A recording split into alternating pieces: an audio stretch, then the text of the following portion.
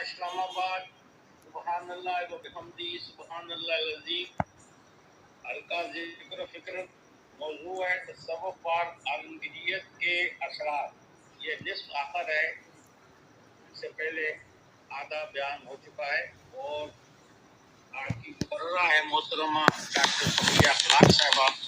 آپ مصنفہ ہیں، ادیبہ ہیں، محققہ ہیں۔ میں وقت ضائع کیے بغیر محترمہ سے درخواست کرتا ہوں کہ وہ اپنی تقریر شروع فرمائیں۔ بسم اللہ الرحمن الرحیم۔ السلام علیکم ورحمۃ اللہ وبرکاتہ۔